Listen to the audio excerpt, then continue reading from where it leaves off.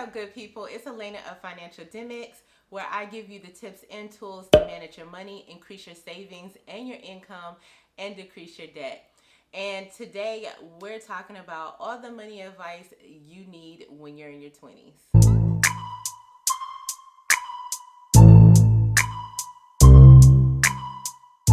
So if you're looking to get your money right and build a strong financial foundation, then go ahead and hit that subscribe button below so you don't miss another one of my uploads. Okay, so my kid, I've mentioned him on here before, he just turned 20. I just really thought about like all the advice that I wish I would have had when I was in my 20s. And so this is the advice that I'm giving to him, but I'm also giving it to all of you so you do not make any of these mistakes. I have not made all of these mistakes, but I have encountered friends throughout the years who have. And so some of these tips are from their situations and then some are from my own. The first tip is to spend less than you make. Look, if you can possibly live off of 50% of your income, then aim for it. If you can't, then try to get as close as possible. You don't want to end up in a situation where you make a lot of money, but you have nothing to show for it. So if you're spending less than you make, it's going to put you in a better position in life. The second thing you should know is money is just a tool. It doesn't have any emotions. But we as human beings, we're emotional about money. But if you use it properly as the tool that it is, it's going to help you reach all of your financial and life goals. And one of the ways that you can reach all your financial and life goals is by creating a budget. Yeah, you know that was coming, right? You have goals. Every single goal has a financial component. Just think it through. Every single one does. So you need to make a plan for them. Build that into your budget. It's going to help you not spend all of your money, but it's also going to help you put money towards those things you really want to do. The fourth tip is that you need an emergency fund. This is a non-negotiable.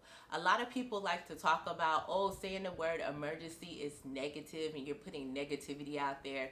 I'm sorry. I'm a realist. Something always happens that is unexpected. I haven't met a person yet who hasn't had anything happen. It's easier to deal with it when you actually have those funds set aside. You don't want to be in a position where you have to go into debt in order to cover that emergency, and payday loans are not an option for anyone. Tip number 5, you need more than one bank account. I personally think if you're just starting out, 3 would be great for you. Have a bank account for your bills, a bank account for your fund, and a bank account for your savings, so any emergencies. It's going to make it easier for you to be able to manage your money. And look, they don't have to be bank accounts with fees. Find a bank that has 0 fees. Tip number 6, if you cannot manage the spending in your bank account, you cannot manage a credit card. So I'm not one of those people that think that people don't need credit. I think credit actually helps put you in a better financial situation when it comes to having credit and when you're applying for apartments and applying for utilities and things like that. You have to be able to control your spending when you have credit, and you have to be able to use it to your benefit. And there's situations where you would want to have a credit card. So if you don't have the discipline to manage that money in your account, just leave the credit cards alone. If you are disciplined, tip 7 is keep your credit card balance under 30%. I would prefer 10%, but just depending on what exactly you have going on, under 30% is best for your credit score. Tip number 8 is practice delayed gratification. You don't need everything that you see. And if you think that you really want it, that's what I call it when I want something, but I want to say I need it, then give yourself a waiting period and see if you're really thinking about it, and then go back and get it if you have the cash. If you don't have the cash, then you need to save up for it and then get it. Tip number 9 is to pay off your consumer debt as early as possible. So I'm not talking about student loans or mortgages, but if you're using a lot of credit or you have like a car loan, try to pay that off as soon as you possibly can. It really can stop you from getting to where you really want to be in life. And I'm telling you from my own personal experience. And since I mentioned a car loan, tip number 10 is do not buy a brand new car and do not buy more car than you actually need. Brand new cars lose value as soon as you drive off the lot. If you want a particular car, look like a year or two out as far as the year of that vehicle, and you may be able to buy it for a lot cheaper than buying it brand new. And then also take into consideration if you really need that car.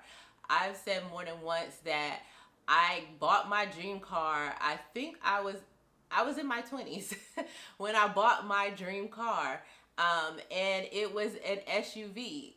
I had one kid and it was just me. We didn't need an SUV. It was not a good purchase. And yeah, I could afford it, but it was not a good purchase at all. So make sure that what vehicle you have makes sense for your lifestyle, and then also, do you really need it, and is it really going to help you get to where you really want to be in life? Tip 11, file and pay those taxes. So first of all, Uncle Sam will come for his money.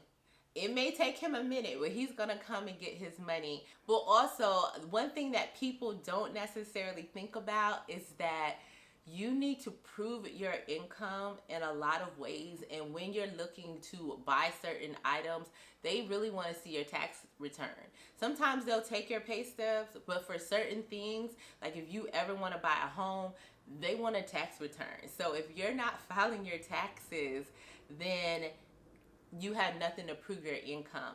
And this is for people who make enough income that they are required to file tax. Tip number 12, avoid get rich quick schemes. So I'm talking about, the pyramid schemes, the blessing looms, or whatever. Avoid those at all costs. First of all, they're illegal. There are other ways in which you can increase your income and make more money. And those are the ways that you should go about doing it. A lot of these people who you see out here with a lot of money, they actually put in the work, and you only see where they are now, but they put in the work to get there. Tip number 13 is to start saving for retirement with your first job. So even if you're working for a place that does not offer a retirement plan, then you can open up either a traditional or a Roth IRA and contribute to your retirement that way. The contribution limit for 2020 is $6,000, and you have until April 15th of 2021 in order to make your contribution. So you can start putting money aside for your retirement now. Through the power of compound interest, you will be able to save the money you need for retirement. And if you are really ambitious, you may be able to retire early. Tip number 14 is to don't just save, but to also invest. So I know I talk about savings a whole lot on this channel, but that is due to the fact that I have worked with a lot of people who did not have any savings, and they were investing. And then when they actually needed the money, sometimes they didn't have the money available that they actually needed. And also, it is very, I feel like, well known at this point that most Americans don't even have $400 for an emergency if one arrives. So I'm really big on building that savings foundation. So I'm not telling you not to invest, but what I want you to understand is that it's good to set up that foundation, and you can do both at the same time if you would like to, but you definitely need to save. And then once you fund that emergency fund or fund what other needs you have or wants you have, you also still need to invest. That is a part of building wealth. And since I'm telling you to invest, I think it's really important for you to take the time and learn how to invest. A lot of people like to hold on to that thought process of, well, I don't know how to.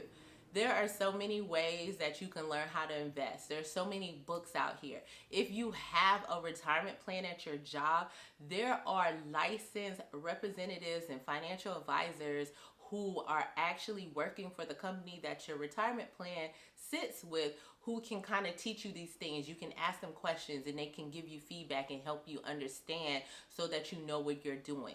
There are so many people here on YouTube who talks about investing. And then there are investment coaches, people who teach you how to invest in stocks or options or learn how to trade, because they're not all the same thing. So if you really want to look into building wealth and that's an avenue in which you want to take, then take that time to actually learn it. And I will link 2 investment coaches down below. One teaches you how to learn how to pick stocks and what you should look for. The other will teach you how to actually trade and travel. So if that's something you're interested in, make sure you check that description box below. The 16th tip is don't depend on your job as your only source of income. I really don't have an explanation for this. This year should have confirmed for you if the last 3 hasn't. You need more than one source of income. My 17th tip is to negotiate all job offers. Look, they start low, okay? They start low intentionally. So negotiate. And look, people feel uncomfortable about negotiating. So keep this in mind. Negotiating is a muscle. And it's a muscle that needs to be worked. So when you get that new job offer, make sure that you negotiate. Even if you just throw a number out there, well, don't just throw a number out there. You might want to talk to somebody about it, but make sure you actually negotiate. Don't just accept the first offer that is given to you. If you have children while you are in your 20s, start saving for their college tuition early. This is something I wish I would have done. I did save for my kids' college, but I did not start early enough. You can start saving early on. They could be a baby. They could just been born and start putting money towards their college expenses. And if they don't go, you could use those funds for something else. But the one thing I do know is I have not seen college tuition decrease in the 20 years that I have been a parent. All I've seen is that it has increased. And even for where I live, if you go to a public college or university, it's actually free if you make under a certain amount of income. But guess who doesn't qualify? Yeah. So make sure you just start putting money aside, because you may have a kid who actually wants to go to college, and that will actually help them to not necessarily have to take on student loans or maybe not work as hard if they can't get a full ride. Tip number 19 is don't let the market kill your dreams. Go ahead and take the risk. Back in 2007, I was getting into real estate and I had a full plan on how I was about to take over the world in real estate. Well, not really, but I did have a plan on real estate investing, and when the market fell out, I was shook and I didn't proceed with the plan. And I wish I would have, because a lot of people that I have met who continue to buy because prices were cheap, so I could have jumped in. I was just nervous.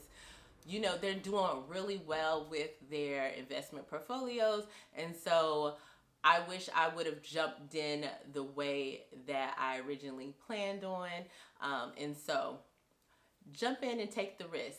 If you fail, you can try again. And my last tip, which is number 20, is that your most valuable asset is your time. So make sure you spend your time doing things you love, not wasting it on material things or things that don't really matter to you, because experiences are more important than things. If you have some money advice that you have learned from your 20s, drop them in the comments below. Or if you have a tip that resonated with you, let me know in the comments. And if you enjoyed this video, please give it a thumbs up and share it with your friends so it will be shared with more people. And if you have not subscribed, go ahead and hit that button down below. And I'll see you next time with an all new video.